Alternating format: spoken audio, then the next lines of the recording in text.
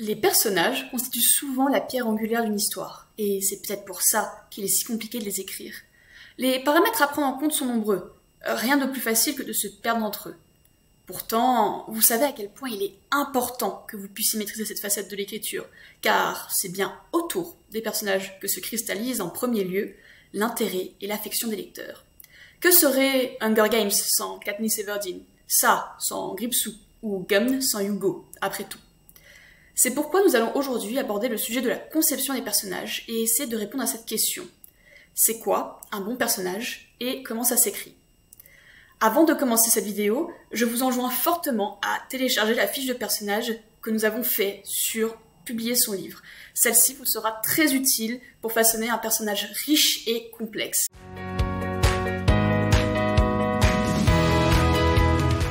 Commençons par le début et attardons-nous d'abord sur les bases. Évidemment, il est impossible de s'attarder sur les cas propres à la construction de personnages sans couvrir la place qu'ils occuperont nécessairement, car cela aura des répercussions sur la façon de les écrire, ainsi que sur les écueils dont il vous faudra vous méfier. En premier lieu, détaillons les différents types de personnages que vous développerez à coup sûr dans votre histoire. Car si chaque personnage est unique, ou du moins se doit de l'être, il rentrera dans une, voire plusieurs catégories, qui devront marquer votre plume différemment. Aussi, on distingue 3 grandes catégories. Les protagonistes, les antagonistes et les personnages secondaires. Ouvrons la marche avec les protagonistes, peut-être la catégorie de personnages la plus importante, puisqu'elle se réfère aux personnages de premier plan du livre, ceux qui occupent une place clé dans l'intrigue. C'est avec eux que les lecteurs passeront le plus de temps en général. Par conséquent, c'est également avec eux qu'ils pourront avoir le plus d'affect, avec eux qu'ils pourront le plus s'attacher. C'est pourquoi il est essentiel de les soigner, de les rendre intéressants, au risque de signer l'arrêt de mort de l'histoire sinon. Attention, ne pensez pas qu'il ne peut y avoir qu'un protagoniste par histoire, c'est faux. Vous pouvez tout à fait faire un récit choral, et même sans ça, vous aurez le plus souvent toujours plusieurs personnages cruciaux pour l'intrigue, qui seront alors des protagonistes. Par exemple, dans Les 4 filles du Dr. March, de Louise May Alcott, Meg, Jo, Beth et Amy sont toutes aussi importantes à l'histoire les unes que les autres, ce qui leur confère le statut de protagoniste. On n'imagine pas l'histoire sans l'une ni sans l'autre. Elles sont trop importantes pour ça. Attention aussi à ne pas vous emmêler les pinceaux entre personnage principal, protagoniste ou encore héros, parce que ces rôles ne se confondent pas du tout. Par exemple, dans Carol de Patricia Highsmith, Carol est une des protagonistes de l'œuvre, car cette dernière ne pourrait exister sans elle. Mais elle n'est pas le personnage principal, puisque l'histoire est racontée du point de vue de Thérèse. C'est donc Thérèse qui est le personnage principal, et non pas Carol. Un autre exemple pour montrer la différence entre héros et protagoniste, Georges Duroy est le protagoniste, et même le personnage principal de Belle Amie de Maupassant. Mais ce n'est pas un héros, puisqu'il est antipathique, ses valeurs sont discutables, et son but douteux. Il n'est pas ce qu'on pourrait simplifier par gentil.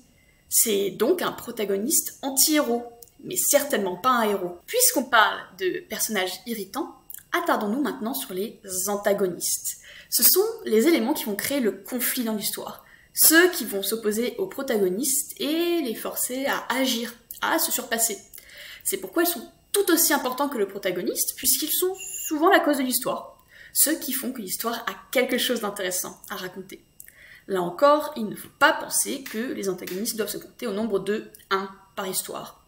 Par exemple, dans la série La quête des Willan de Pierre Bottero, l'héroïne est tour à tour confrontée aux Tzlich, aux mercenaires du chaos, à Eléa Ril Morienval et à bien d'autres. C'est-à-dire qu'il y a plusieurs obstacles dans son histoire, plusieurs conflits qui ralentissent le flux de l'histoire et qui l'obligent à faire des efforts, à dépasser ses défauts et à mettre à profit ses qualités.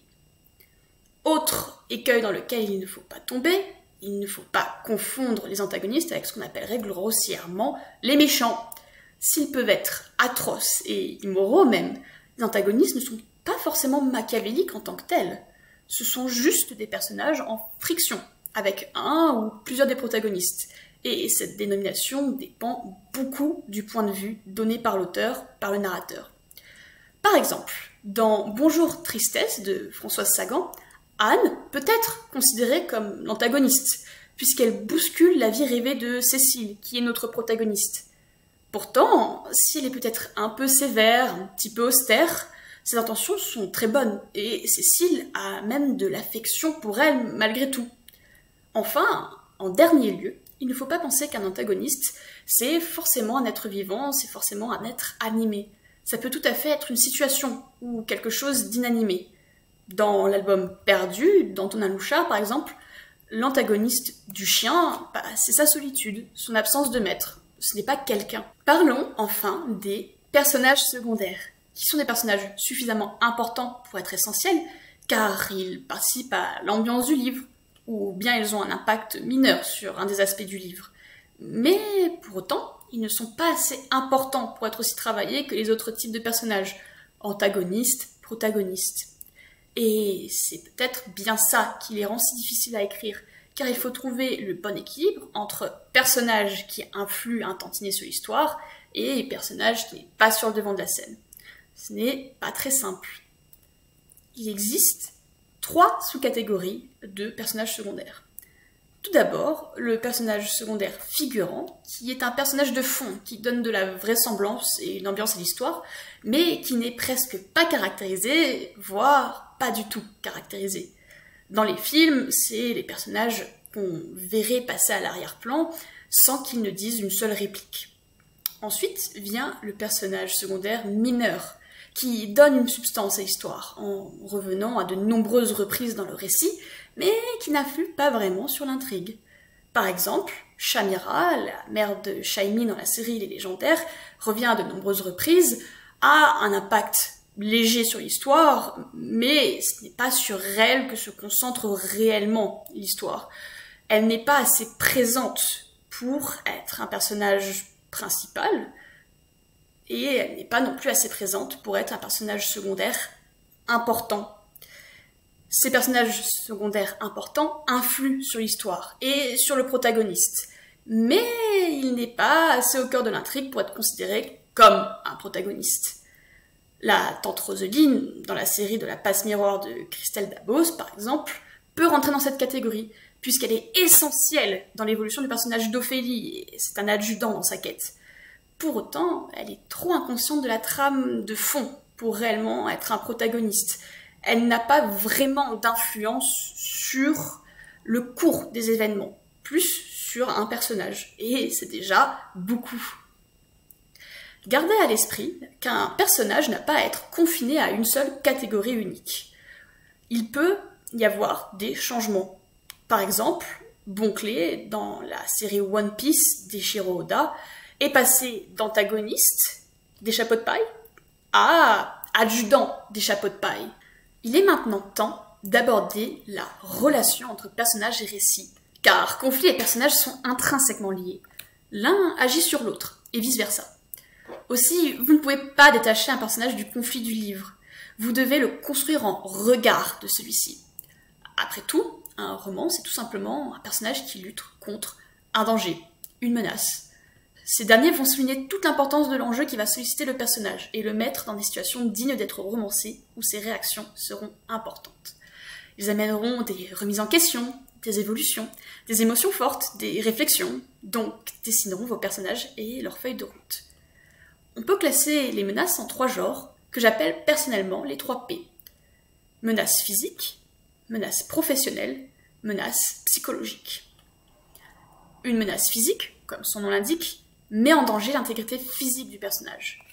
Par exemple, dans le chapitre 16 de Tess d'Urberville, écrit par Thomas Hardy, Alec viole Tess après l'avoir violée, ce qui, évidemment, a une influence sur la vie entière de Tess et donc sur l'intrigue. Une menace psychologique, pour sa part, met en danger l'intégrité mentale du personnage. Autre exemple, dans l'univers Marvel, l'homme pourpre est un antagoniste redouté par Jessica Jones, non pas car elle craint pour sa vie à proprement parler, mais plutôt parce qu'elle ne veut pas qu'il use de son pouvoir de contrôle psychique pour faire d'elle son esclave à nouveau. Elle a donc peur d'être sous son emprise. Enfin, une menace professionnelle force le personnage à accomplir une tâche complexe. Un des exemples les plus célèbres, c'est dans Le Seigneur des Anneaux de J.R. Tolkien, où les personnages doivent se débarrasser de l'anneau de Sauron, ce qui n'est pas une mince affaire, vous en conviendrez. Vos personnages peuvent évidemment faire face à plusieurs menaces variées au cours de leur aventure. Vous n'avez pas à vous limiter à ce niveau-là. Néanmoins, vous pouvez également concentrer l'histoire autour d'un seul conflit majeur, et ses retombées pour le ou les protagonistes. Vous êtes absolument libre sur ce point, à condition, évidemment, de bien planifier cela en accord avec vos personnages et leurs évolutions. Demandez-vous toujours, est-ce que cela a de l'intérêt dans l'histoire pour faire avancer l'intrigue? Il ne faut surtout pas surcharger votre roman de danger dans l'idée de faire quelque chose d'haletant si les personnages ne retirent rien de la confrontation et de la résolution du dit danger. Cela amènerait plutôt une histoire lourde et inconséquente. Cependant, n'hésitez pas à ajouter du conflit si cela est nécessaire pour qu'un personnage passe d'un point A à un point B. En gros, il faut que le conflit ait un sens, ait un but, pas juste qu'il soit là pour faire du remplissage ou pour donner de la un peu bêtement. Maintenant que nous avons vu quelques règles générales, rentrons dans le vif du sujet et attaquons-nous pour commencer au protagoniste. Pourquoi le protagoniste en premier, me demanderez-vous? Eh bien, parce que, assez souvent, le premier personnage qui viendra enrichir votre galerie sera un protagoniste, du fait de sa position moteur dans l'histoire. Mais c'est aussi pour cette raison que les protagonistes sont ceux qui doivent être écrits avec le plus d'application. Aussi, la liste de conseils pour les réussir à coup sûr est infinie. Il y a néanmoins quelques règles dont on peut difficilement déroger, et qui constituent, en général, un socle solide pour constituer un personnage attrayant et passionnant. Avant de les lister, cependant, donnons une réponse aux questions qui brûlent toujours les lèvres des auteurs lorsqu'ils mettent sur pied leurs premières histoires d'envergure. C'est-à-dire, un personnage doit-il absolument changer au cours du roman? À quel point dois-je décrire le personnage? Et comment composer avec les clichés? En premier lieu, donc, un personnage doit-il absolument changer au cours du roman? Eh bien, pas nécessairement. Cela dépendra de votre personnage et vos intentions derrière ce récit. Un personnage stagnant dans son traitement et le message qu'il renvoie peut être captivant à suivre. Retenez qu'il existe 3 arcs pour tout personnage. Tout d'abord, le héros, imparfait, apprend et s'améliore au cours de l'histoire, au point de dépasser, voire même de résoudre ce qu'il faisait autrefois du tort. Il finit l'histoire en meilleure position qu'il ne l'était au début. C'est un arc positif. Par exemple, dans Rémi sans famille, d'Hector Malot, Rémi, qui est un garçon abandonné et artiste ambulant, finit, après moult pérégrinations et retournements, par retrouver sa famille et découvre qu'il est un riche héritier. Ensuite, le héros, imparfait, fait des choix qui finissent par lui porter préjudice et qui ne lui permettent pas de grandir. Sa situation ne change pas, voire même s'empire. C'est un arc négatif.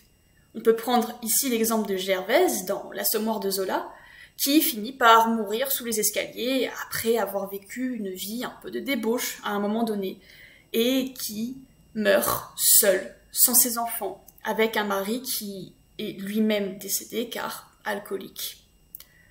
Enfin, le héros, dont la perfection n'est pas nécessairement le cœur du récit, reste égal à lui-même, même si l'aventure vécue lui a permis de renforcer ses qualités et de gagner en assurance. C'est un arc plat, qu'on appelle aussi arc de mise à l'épreuve. Un exemple qui fonctionne très bien pour ce genre d'arc, c'est les super-héros tels qu'ils étaient écrits à leur genèse. Ils étaient des personnages qui n'évoluaient pas tant de numéro à numéro. Aussi, gardez à l'esprit que chaque arc peut être viable et intéressant à implémenter. Il s'agit juste de s'assurer de garder en haleine le lecteur. De plus, il faut obligatoirement que le personnage soit mis en difficulté et se dépasse au cours de l'histoire, sous peine que celle-ci devienne ennuyeuse pour le lecteur. Ces 2 points mis à part, vous êtes absolument libre de votre choix. Ensuite, à la question « Comment décrire son personnage ?» On ne peut pas nier que le style et la sensibilité de chacun orienteront la description du personnage, mais 2 conseils sont bons à appliquer. En premier lieu, ne décrivez pas le personnage d'un bloc. Mentionnez un ou deux éléments nouveaux de temps à autre pour que le portrait du personnage se clarifie au fil du temps et que ce ne soit pas une logorée, un vomi soudain de détails que le lecteur ne parviendra pas à retenir. Ensuite, essayez de singulariser votre personnage en relevant des détails uniques ou intimes, des détails qui pourraient l'identifier dans une foule. Ça ne veut pas dire que vous ne pouvez pas parler de traits plus triviaux ou passe-partout, ni que vous devez faire de votre personnage le plus excentrique possible. Cependant, vous ne devez pas vous attarder majoritairement sur des choses qui ne distinguent pas votre personnage d'autres personnages de votre histoire ou de personnages types. Très bon exemple, c'est Harry Potter, de la série Harry Potter de J.K. Rowling, avec sa cicatrice en forme d'éclair. C'est unique, on reconnaît absolument le personnage juste avec cet élément. Dernier problème qui tracasse beaucoup de monde, que faire des clichés? Après tout, ces derniers divisent. Certains lecteurs les aiment, d'autres les détestent, d'autres encore s'en fichent. Et donc, qui a raison dans cette histoire et qui a tort? Eh bien, dans le fond, personne. Ce n'est pas parce que les clichés sont clivants et qu'ils ont mauvaise presse qu'on ne peut pas les utiliser. S'ils sont devenus des clichés, c'est tout de même dû au fait qu'ils ont un certain potentiel narratif. Mais mal utilisés, ils sont franchement barbants, c'est vrai. Il s'agit donc de ne pas céder à la solution de facilité, qui serait de les appliquer dans l'histoire sans plus de réflexion pour éviter de se faire des nœuds au cerveau. Il faut absolument vous les approprier et construire quelque chose de neuf avec ou à partir d'eux, si vous voulez pouvoir en faire une utilisation efficace. Maintenant que nous avons déblayé les questions les plus pressantes, attardons-nous plus en détail sur la façon dont on peut donner vie à un personnage vraisemblable, qui fascinera et emportera les lecteurs.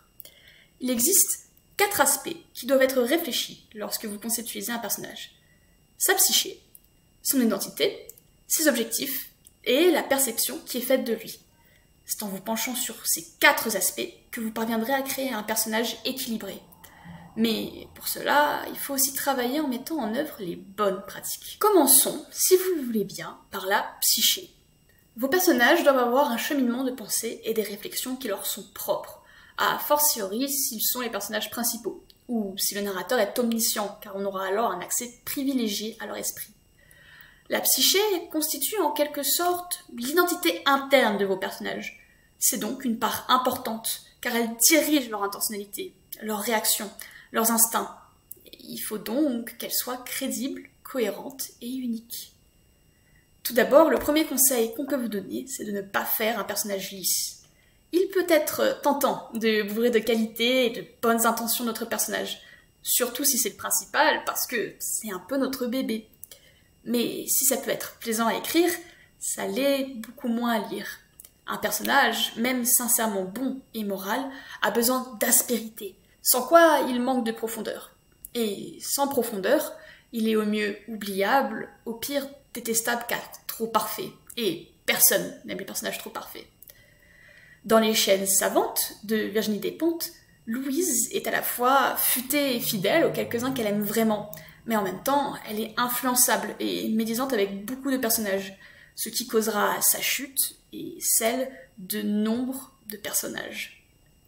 Ensuite, autre point qu'il est important d'aborder, il faut créer un personnage multiple, qui a de nombreuses facettes.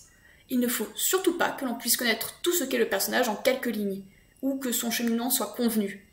Celui-ci doit pouvoir surprendre le lecteur et faire des choix inattendus. Attention cependant, il ne faut pas que le personnage prenne des décisions sorties de nulle part, totalement antithétiques à sa personne. Il vous faut creuser son caractère, ses valeurs, son évolution pour que le personnage puisse y croire. Pour reprendre l'œuvre de Despentes, Louise, qui travaille pourtant dans son agence depuis des années, au point d'être une personne de confiance de la Big Boss, trahit tous ceux dont elle est proche vers la fin du roman, ce qui semblait impensable au début. Mais, l'ayant vu se rapprocher et tomber sous la coupe de Victor, un personnage quelque peu vicieux, qui a tout intérêt à faire tomber l'empire lubrique de la Big Boss, cette décision, quoique choquante, s'explique. Dernier point qui est des plus importants, il faut travailler le passé du personnage. Qu'est-ce que j'entends par là? Eh bien, à moins de naître au début de l'œuvre, vos personnages doivent absolument avoir vécu avant que celle-ci ne commence. et il faut que cela l'ait modelé en ce qu'il est, dans son entourage, ses habitudes, son lieu de vie, tout. Cela dit, même si on veut éviter toute zone d'ombre pour ne pas tomber dans l'incohérence ou la frustration, gardez-vous de tout révéler d'un seul coup. Si vous le faites, de surcroît si vous le faites au début de l'œuvre, le lecteur n'aura pas eu le temps de s'attacher au personnage, et la perte de tout mystère l'entourant va retirer un attrait à la lecture, alors que, s'il le découvre progressivement, il sera plus proche du personnage lorsqu'il l'aura complètement cerné.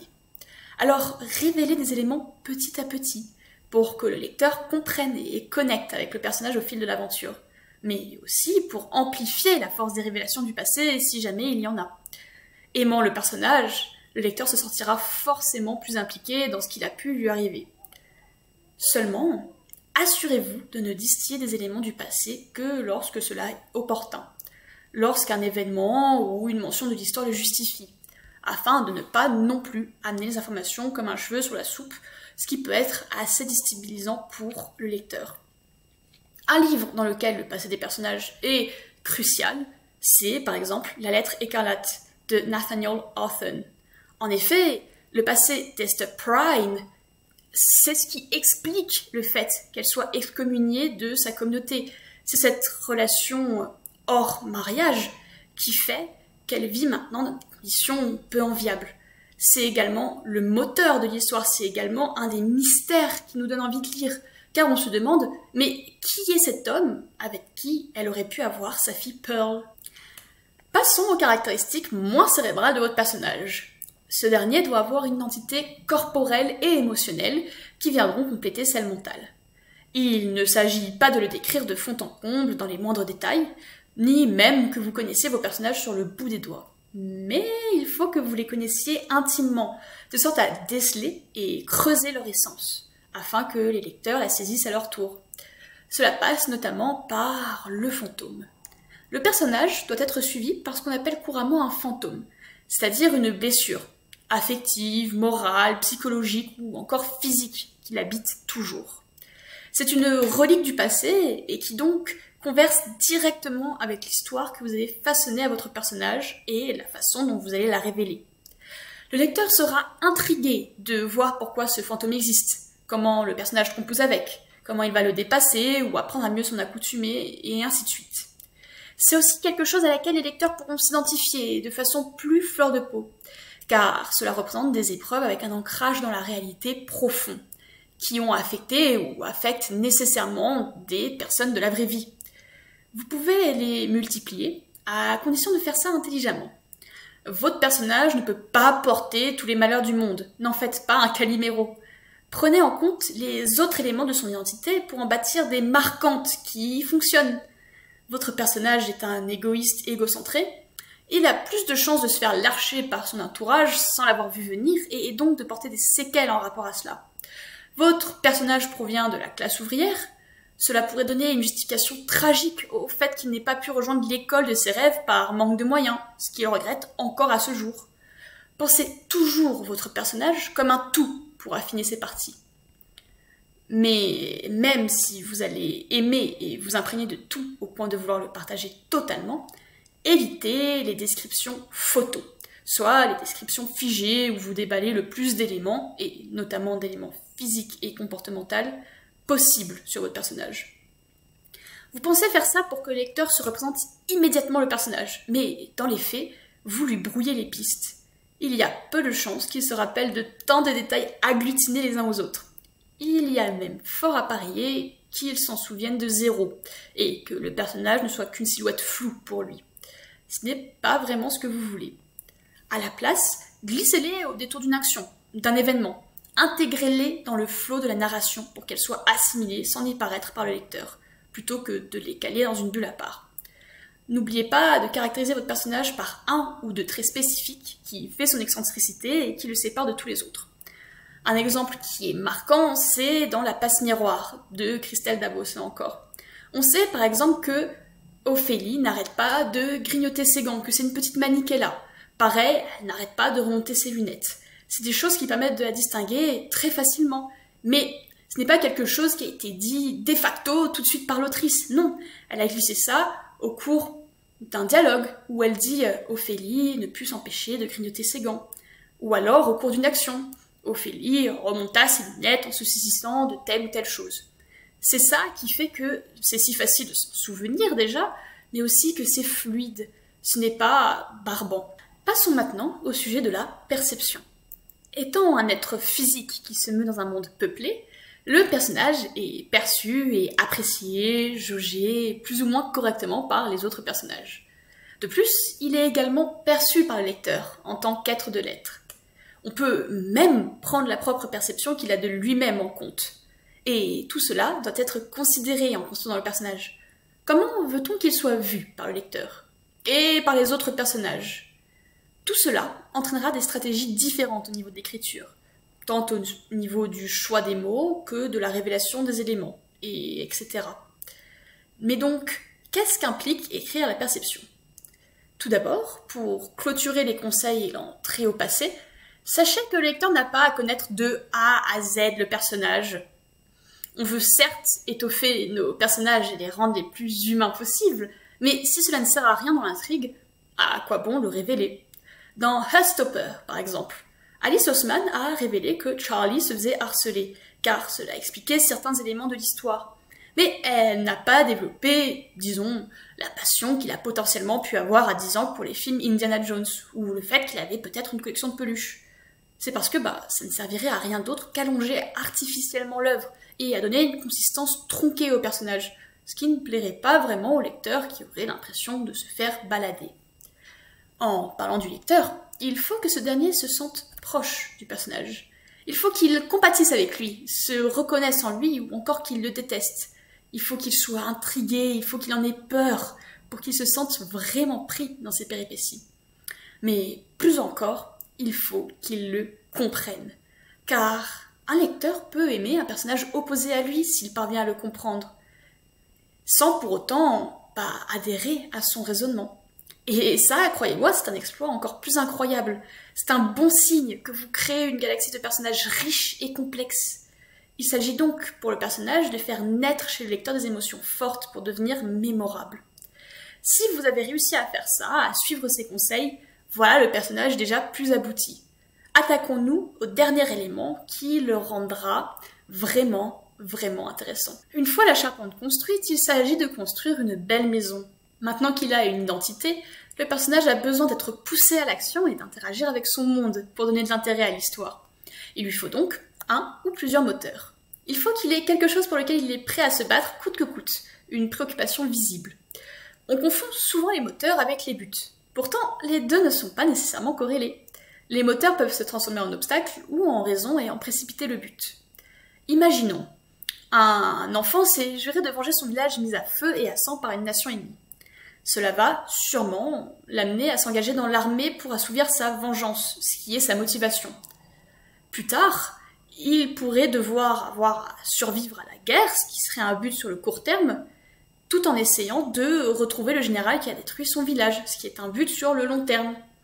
J'espère que vous comprenez la nuance. Dans tous les cas, le but et le moteur vont engendrer ensemble du conflit. Et oui, une histoire où le personnage avance sans jamais hésiter, sans jamais se questionner, sans jamais être arrêté dans sa course, eh bien, ça ne va pas passionner. Il faut qu'à un moment ou à un autre, le personnage soit déchiré entre deux décisions, que ses choix et la logique derrière soient mis à mal, afin qu'on puisse le voir évoluer, ou encore pour que le cours de l'histoire s'en retrouve bouleversé. Et pour ce faire, il doit notamment être confronté à ses défauts, à ses désirs contradictoires. C'est eux qui vont rendre l'issue imprévisible, et ce qui en découlera sera d'autant plus lourd de sens. Je peux encore une fois reprendre l'exemple des chiennes savantes avec Louise, qui, à un moment donné de l'histoire, est tiraillée entre l'envie de rester fidèle à son agence et, par conséquent, à tous ses amis qui sont trempés dans cette agence, et en même temps, qui a envie de suivre Victor dans sa quête, quand bien même elle viendrait à détruire tout ce qu'elle a toujours connu. Mais elle est prise par l'amour. À ce moment-là, elle ne sait que faire. Doit-elle poursuivre son allégeance à la Big Boss ou doit-elle céder à Victor? De la tête aux pieds, vous avez maintenant toutes les cartes en main pour donner corps à un personnage singulier et inoubliable. Si ces conseils s'appliquent de prime abord au protagoniste, qui nécessite une caractérisation poussée la plus infaillible possible, chacun est applicable à tout type de personnage.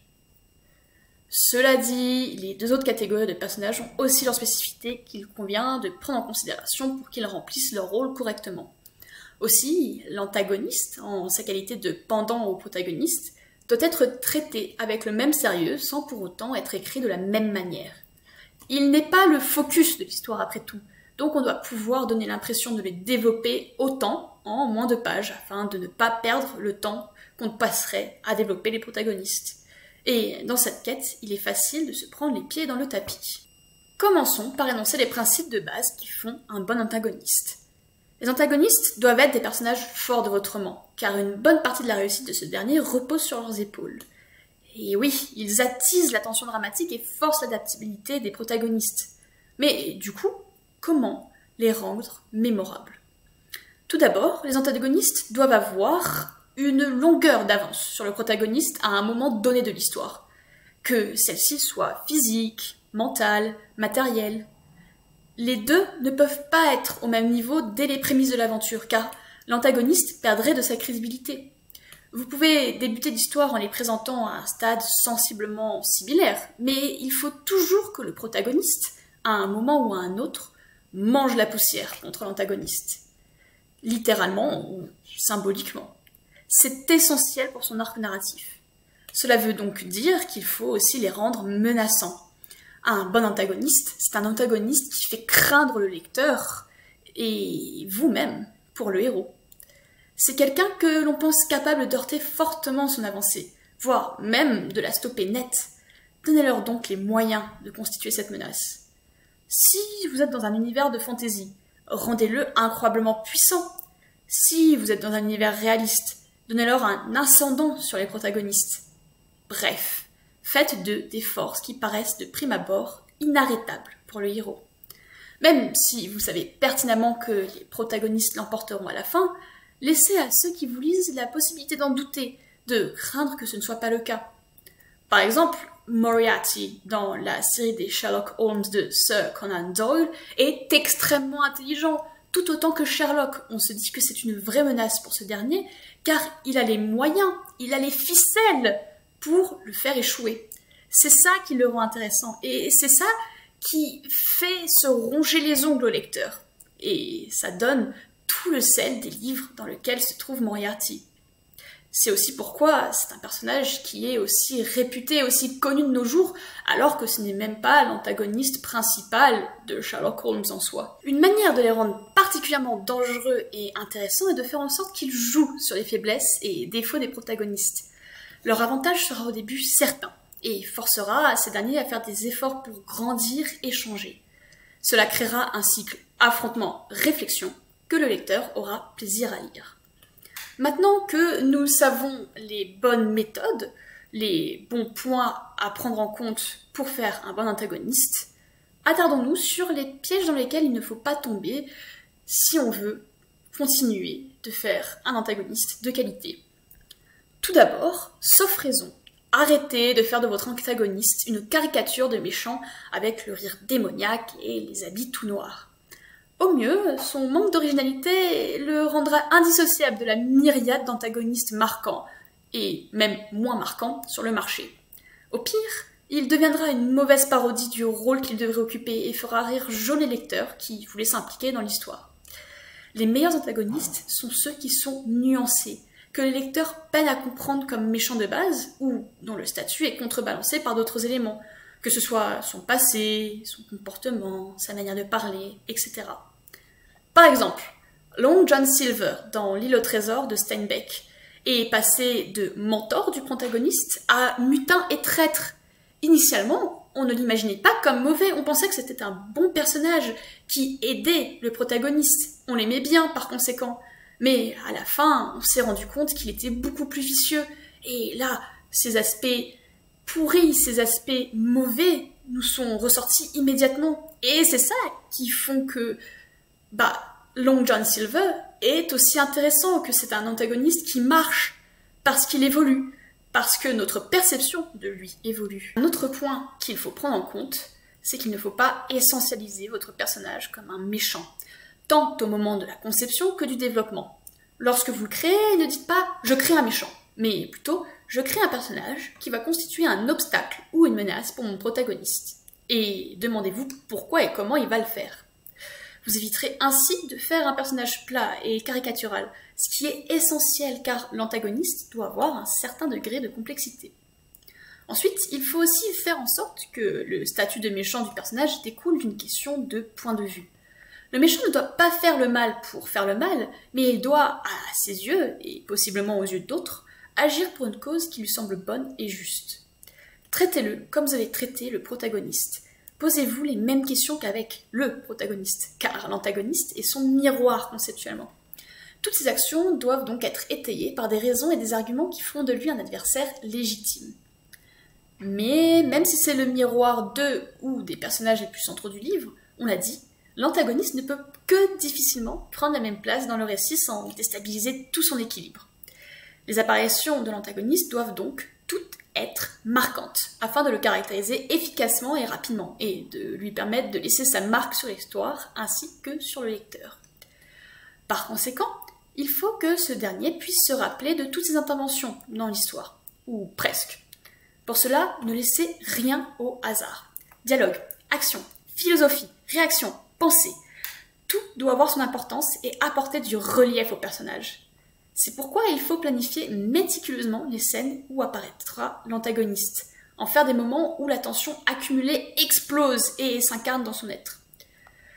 Un bon exemple de cela, c'est Stupeur et Tremblement d'Amélie Nothomb, où ce que l'on pourrait qualifier de gros antagonistes de l'histoire n'apparaît qu'à des moments très succincts, très éloignés d'ailleurs dans l'histoire, mais à chaque fois c'est marquant, ça frappe, parce que toute la tension qu'avait déjà accumulée le protagoniste culmine à ces moments. Si ces éléments sont pris en compte, ce n'est pas seulement l'antagoniste qui sera amélioré, tout le récit sera rehaussé, puisque les conflits seront plus tangibles, aboutis et graves, et donc le héros sera sans cesse mis en difficulté. Cela permettra de rendre leur confrontation, qu'elle se finisse sur une victoire ou une défaite du protagoniste, d'autant plus emplie d'enjeux et marquante. Et c'est super pour une histoire, ça. En dernier lieu, abordons le cas des personnages secondaires, l'âme discrète de beaucoup de livres. Les personnages secondaires emplissent vos livres de vie, mais peuvent vite se transformer en nuisance, si la place qui leur est accordée dépasse les bornes. Un personnage secondaire qui s'impose trop dans le récit sans pour autant devenir un protagoniste ou un antagoniste, ça en fait souffler beaucoup. Mais il faut dire, c'est une tâche ardue que de doser un personnage qui doit être un peu transparent mais qui a de l'influence sur l'intrigue, dont on sait tout et rien. C'est un casse-tête de trouver sur quel pied danser avec un personnage à la gamme aussi large. Il y a pourtant un moyen tout simple de savoir l'approche que vous devez privilégier avec vos personnages secondaires. Catégorisez-les clairement. Et à moins de les promouvoir à un nouveau rôle, n'essayez pas de réinventer la roue avec eux. Nous vous avons déjà brièvement parlé des personnages figurants, mineurs et importants. Il est maintenant temps de creuser la différence entre ces sous-catégories. Si votre personnage secondaire est un figurant, il n'apparaîtra que pour une scène, afin de donner un peu de vraisemblance ou de vie à ce que vous contez. D'une certaine manière, ils remplissent un peu l'espace pour que la scène ne soit pas trop vide. Et c'est bien là leur seul intérêt. Ils n'apportent rien à l'intrigue et ne sont pas très importants aux yeux du lecteur. Aussi, s'ils sont essentiels pour marquer vos lieux et vous permettre d'ouvrir naturellement des descriptions plus importantes, ils n'ont pas besoin d'arc de développement ou de caractérisation marquée. Mentionner un détail à l'envolée sur tout, ça suffit, car ils sont parfaitement éphémères. Si votre personnage secondaire est mineur, il est déjà un peu plus important dans l'histoire, car il est à la croisée entre le personnage secondaire figurant et le personnage secondaire important. À l'inverse de l'important, il n'apporte que très rarement d'éléments clés à l'intrigue, mais il réapparaît plus souvent que le figurant, car il permet de petits développements et de faire du monde autour des protagonistes un monde partagé par d'autres. C'est pour ça qu'il est essentiel et que l'on peut se permettre de lui créer un petit arc de développement simple, et ainsi de le caractériser assez pour que le lecteur sache dire qui il est.